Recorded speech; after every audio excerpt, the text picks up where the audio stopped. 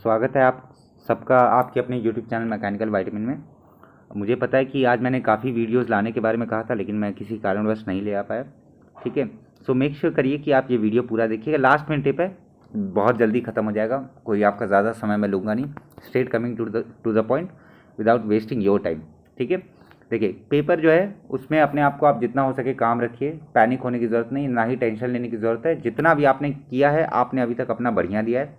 Have faith in yourself, have faith in your hard work as well as whatever you have written till now. लड़ाई क्योंकि खुद से है, सो आप 110% दीजिएगा जितना हो सके। Do your best. ठीक है, सो हमेशा कंपटीशन किसी और से होने की जगह आपका खुद से होता है। सो आप अपना ही 110% दीजिए। Go beyond your limit. ठीक है, not the word limit but beyond your own limit. कुछ बातें हैं जो मैं बताना चाहूँगा। Letter and precis. लेटर के केस में कोई भी चीज़ अज्यूम मत करिएगा। If that is not written in question don't assume it. Make sure करिए क्या लिख दीजिए, XYZ ABC कॉलोनी। ठीक है, dot dot dot dot dot, that's it. You have to do this. अगर लेटर में कुछ भी नहीं दे रखा है तो इसलिए क्वेश्चन चाहे लेटर हो, चाहे प्रेसी हो, चाहे आपका एस्से हो, आप तीनों के क्वेश्चंस को बहुत ढंग से पढ़ेंगे। क्वेश्चन को पढ़ना, क्वेश्चन क्या पूछ रहा है, किस तरीके से डायरेक्शन दे रहा है, आपको वो चीज़ समझना बहुत ज़रूरी है। प्रेसी के केस में क्वेश्चन को पढ़ना क्यों ज़रूरी है? क्योंकि कई बार क्वेश्चन में लिखा होता है टाइटल मेंशन करने को और बच्चे टाइटल मेंशन करना भूल जाते हैं। इसीलिए कह रहा हूँ क्वेश्चन को आप बहुत इत्मीनान के साथ पढ़िएगा। Title is very very important. So make sure करिए कि टाइटल अगर क्वेश्चन में पूछा है, मेक श्योर करिए टाइटल ज़रूर दीजिएगा, वरना आपके मार्क्स डिडक्ट होंगे। ऐसे में हो सके तो एक पॉइंट है जो मैं बताना चाहूँगा।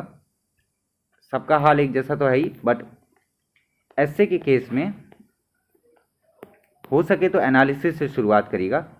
फ़ायदा क्या रहता है उसमें? डेटा, फैक्ट्स, यही सब पुटअप करने रहते हैं। So it will be much more easier for you guys, जिसको आप आराम से और कम समय में आप लिख सकते हैं। ये बस एक सजेशन है, आप चाहिए तो इम्प्लीमेंट कर सकते हैं, वरना कोई दिक्कत नहीं है।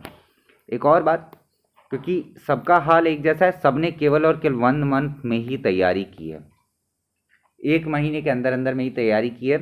तो 1 महीने की तैयारी में बहुत ज़्यादा लोग बहुत अच्छी तरीके से तैयार नहीं कर पाए होंगे और बहुत लोग अनसर्टेन हैं। एक एक्स्ट्रा एज और एक है, UPSC EPFO का एग्ज़ाम है, EPFO PA का कल ही एग्ज़ाम है। तो बहुत बच्चे ऐसे हैं जो EPFO में जा रहे हैं, तो आपका कंपटीशन की क्राउड वैसे भी कम हो जाती है। So have faith in your self, keep your self काम। आप अच्छे से करेंगे तो चीज़ें अच्छी होंगी। 1 मंथ के चक्कर में आपका जितनी तैयारी हो पाई ऑन एन एवरेज सबका सेम ही रहेगा। तो अगर आपने अपना अभी तक आप अपना बेस्ट देते आए हैं, आप कोशिश करते आए हैं, तो आपका सिलेक्शन ज़रूर हो जाएगा। और जब सिलेक्शन हो वापस से मुझे व्हाट्सएप पर मैसेज कर दिएगा कि सर मेरा सिलेक्शन हो गया। इससे ज़्यादा खुशी की बात मेरे लिए और कोई नहीं हो सकती। ठीक है, कुछ लास्ट मिनट टिप है, छोटे छोटे पॉइंट। टाइम मैनेजमेंट के बारे में मैंने बताया था, that depends on totally on you. जिस तरीके से आपको क्वेश्चन को टैकल करना है उस तरीके से करिएगा। क्वेश्चन को ढंग से पढ़िएगा। मेरी रिक्वेस्ट है, इल्तिजा है आप लोगों से कि क्वेश्चन को आप ढंग से पढ़िएगा, जितना हो सके बहुत आराम से पढ़िएगा। क्वेश्चन किस तरफ इशारा कर रहा है, क्या पूछना क्या चाह रहा है।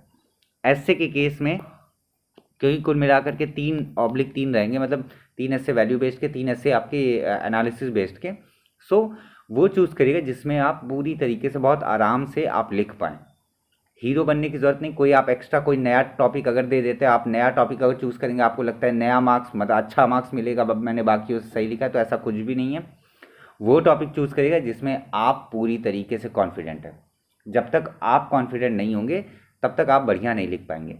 सो वही टॉपिक चूज़ करिएगा जिसमें आप पूरी तरीके से 110% मतलब कॉन्फिडेंट हो कि हाँ मैं 500-600 वर्ड लिख सकता हूँ इसमें।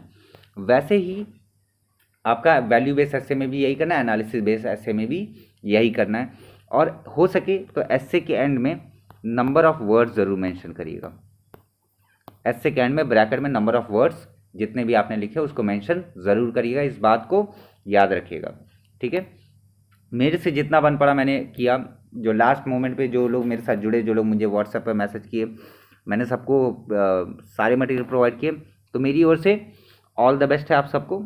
डू योर बेस्ट, आप अपना बेस्ट दीजिए। एक बारिश का टाइम है, ठीक है, तो थोड़ा घर से जल्दी निकलिएगा, या होटल जहाँ पर जिन लोग का सेंटर दूर दूर पड़ा है, होटल से जल्दी निकलिएगा ताकि समय पर आप वहाँ पर पहुँच सके। मेक श्योर करिए बहुत बच्चे एडमिट कार्ड, भाई एडमिट कार्ड का प्रिंट आउट ढंग से ले लेना, और एडमिट कार्ड पे सेंटर को ढंग से देख लेना कि भाई सेंटर यही है कि नहीं है। ब्लू बॉल पॉइंट पेन का के बारे में बात हुई है तो ब्लू ही ले जाना, बेफिजूल में ब्लैक ब्लैक करने की कोई ज़रूरत नहीं है, ब्लू बॉल पॉइंट पेन ही ले जाना, ठीक है।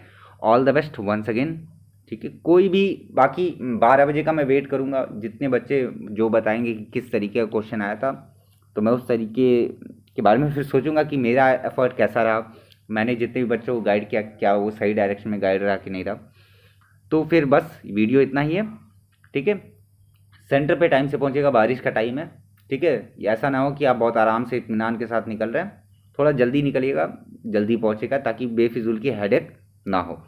ओके, वीडियो को एंड करता हूँ। Thank you so much for watching. Have a very good day ahead. Have a very, you just pass out this particular examination with flying colors. That's all I want. And all the best once again, brothers and sisters. ठीक है, do your best and all the best, ठीक है। याद रखिएगा, make sure करिए कि जल्दी निकलिएगा, जो भी उन्होंने इंस्ट्रक्शन में दे रखा है उसको फॉलो करिएगा। क्वेश्चन पेपर को बहुत आराम से डील करिएगा, हड़बड़ाइएगा मत, जल्दीबाजी मत करिएगा। अपने आप को जितना काम रख करके आप करेंगे उतना ज़्यादा पेपर आपका अच्छा जाएगा। Thank you so much for watching, all the best, जय हिंद, जय भारत।